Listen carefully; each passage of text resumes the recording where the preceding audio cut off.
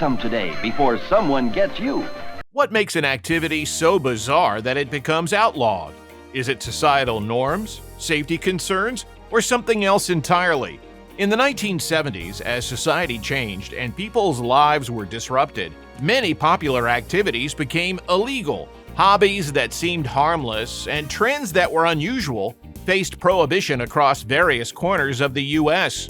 Join us as we delve into a fascinating exploration of 10 such bizarre activities from the 1970s that were outlawed. We also have thousands of accidents and injuries involving arms, wrists, and legs. Up first, wearing roller skates in public restrooms. In the 1970s, it was surprisingly common to see people roller skating in public restrooms. This quirky habit turned regular bathroom visits into impromptu roller disco moments. However, it was eventually banned for several reasons. Safety was a major concern since the wet, smooth restroom floors often led to slips, falls, and collisions. Hygiene was another issue, as skates could pick up dirt and germs from the floors, spreading them elsewhere. Additionally, the cramped space of restrooms made it chaotic for skaters to navigate around sinks, stalls, and other people. The ban was enforced in public facilities like malls and parks, and in fast food joints. Offenders initially received verbal warnings, and in some cases, their skates were confiscated. Roller skating in public restrooms in the 1970s was unusual, with safety and hygiene concerns prompting a ban. Yet hanging objects from rearview mirrors posed new dangers on the road. In the 1970s, several U.S. states made it illegal to hang objects from your rearview mirror, with fines as a consequence. Items like fuzzy dice, air fresheners, and graduation tassels may seem harmless, but they can block a driver's view and cause accidents. The law aimed to keep roads safe by removing these visual obstructions. For instance, the state of California banned any object on the front, side, or rearview mirror. Violators typically faced fines of around $25, though penalties could be higher in some places. States like Arizona, Texas, Illinois, Minnesota, and Pennsylvania had similar laws. In Virginia, a driver pulled over for this offense was later convicted for drug possession when illegal substances were found during the stop. Hanging objects from rearview mirrors might seem trivial, yet it sparked legal concerns. However, another 1970s obsession eclipsed even these regulations. 19 Breaker 19, this is Pete Lincoln Julie. We're looking for a 20 on Hot to Trot, Foxy Lady, and Nice and Easy, over. CB radios. In the late 1970s, CB radio was a cultural phenomenon, not just a communications tool. People from all walks of life, including truckers and hobbyists, loved the 40-channel device operating on the 27 MHz band. Long-haul truckers were the stars of the CB radio scene, using it to share road conditions, warn about speed traps, and chat casually. However, not all conversations were appropriate, with some users engaging in profanity and crude discussions. This prompted the Federal Communications Commission to step in, imposing rules to reduce obscenity and regulate power output. They made sure CB radios were used properly, especially on Channel 9, which was reserved for emergencies. Despite this, some people continued to use it for casual chats, ignoring its serious purpose. From exploring the depths of phone networks with blue boxes to the vibrant chatter on CB radios, this next activity had underground tech enthusiasts connecting in unexpected ways, using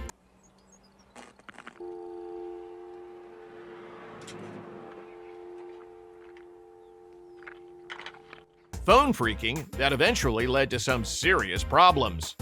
The 70s had a unique subculture known as phone phreaking, changing our understanding of telecommunication systems. These phone freaks were like digital explorers, delving into the intricacies of the phone network.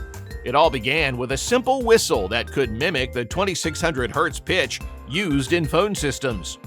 Blowing this whistle into a phone receiver could trigger remarkable things. Freaks also created electronic devices called blue boxes and black boxes, which allowed them to bypass billing systems and communicate with other freaks worldwide. They were avid learners, often reading technical journals from telephone companies, sometimes found through dumpster diving. While exploring the telephone network wasn't illegal, using it to make free calls or listen to other people's conversations was. From exploring the world of phone phreaking in the 1970s, where hackers bent the rules of communication networks, let's now explore one of the most bizarre outlawed activities from the 20th century.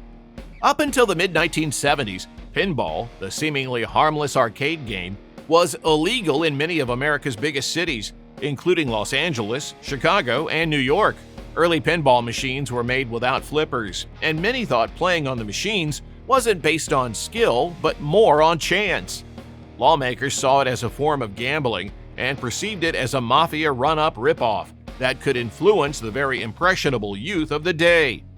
The infamous New York mayor, Fiorello LaGuardia, actually wrote to the Supreme Court describing pinball machines as robbing, quote, the pockets of school children in the form of nickels and dimes, given them as lunch money, end quote. Mayor LaGuardia even ordered the New York City Police Department to execute prohibition-style raids to round up pinball machines and arrest their owners. Thousands were rounded up, destroyed, and thrown into the city's rivers. It wasn't until 1976 when the crazy pinball ban was overturned. And despite many similar bans being lifted across the United States, still, up into the early 2000s, there were some cities that outlawed playing pinball. As authorities finally deregulated pinball machines, they faced another challenge: controlling urban pigeon populations. Feeding pigeons, often seen as a childhood pastime, led to debates and regulations in many U.S. cities. Pigeons thrive on human scraps, flocking to parks and sidewalks. People feeding them intentionally can cause large populations, prompting efforts to control their numbers. The ban on pigeon feeding addresses several issues. Pigeons carry diseases, and their droppings create unsanitary conditions. Large flocks can overwhelm public spaces, causing damage and nuisance. Their acidic droppings corrode buildings and statues, defacing public structures. Excessive feeding also disrupts natural food chains. Bans were enacted when pigeon populations surged or specific areas faced challenges, especially near airports, where pigeons pose aviation safety risks. Penalties include fines and warnings, with enforcement relying on community cooperation. Feeding pigeons led to various laws across U.S. cities. Meanwhile, a peculiar law once banned driving black cars on Sundays. In the 1970s, the United States had an unusual driving law that banned black cars on Sundays. This strange rule is linked to blue laws from the late 19th and early 20th centuries, designed to control Sunday activities by limiting commercial and immoral behavior. In Colorado, this law is part of the Sunday closing law, which prevents car dealerships from operating on Sundays, meaning no car purchases or sales are allowed that day. The specific focus on black cars could be related to hearses, traditionally black and used for funerals. Laws in many places were used to control black cars on the road in an effort to protect the so-called Day of Rest on Sunday. Many people of the day thought that the color black was associated with lawless or immoral behavior, and the No Driving on Sundays law was thought to help preserve moral order for the day. From banning black cars on Sundays to outlawing spitting on sidewalks in New York City, unusual laws have shaped American history.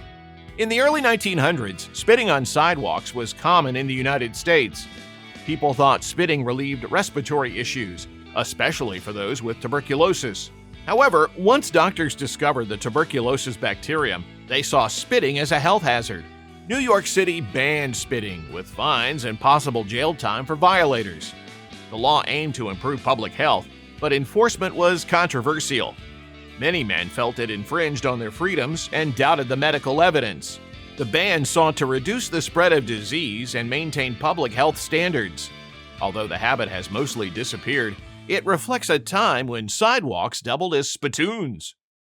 Spitting on sidewalks was once seen as a curious habit tied to health concerns and public nuisance. However, the controversy pales next to the unexpected uses and consequences of another innocent pastime. It's silly string from Whammo. Oh, I want one. Gotcha. Using silly string. Silly string, a fun toy that sprayed colorful plastic string from a can, was popular at weddings, birthday parties, and carnivals in the 1970s. However, it was banned due to safety and environmental concerns. The sticky strands could make surfaces slippery, causing accidents, like a dance floor covered in gooey neon threads. Authorities were also concerned with other potential issues, like vandalism and damage to public and private property. The original formula also used chlorofluorocarbon propellants, which was linked to environmental hazards, leading to a U.S. ban on CFCs and aerosols in 1978. Misuse of the toy could lead to a $99 fine. Despite the short-lived bans, silly string leaves behind a legacy of fun that many will always remember. As silly string faded from popularity, could similar safety concerns affect everyday household items, like bathtubs? In the 1970s, installing bathtubs without legs was actually outlawed in some states. These tubs sat directly on the floor, abandoning the traditional clawfoot design. The goal was to promote sturdier, more traditional bathtubs, ensuring bathroom stability and aesthetics. However, they were banned for several reasons. First, these tubs could be unstable, making bathing uncomfortable and risky. Second, they needed strong subfloor support. Without it, they often sagged, cracked, or collapsed, leading to costly repairs. The legless design disrupted the visual appeal of bathrooms, disappointing design enthusiasts. Bathtubs with legs were thought to be more health-conscious because the space underneath led to more air circulation, decreasing the likelihood of mold and mildew. The 1970s were a decade of both innovation and controversy, with several bizarre activities facing legal crackdowns. Which outlawed activity from the 1970s surprised you the most? Like, share, and subscribe for more intriguing insights into history's forgotten corners.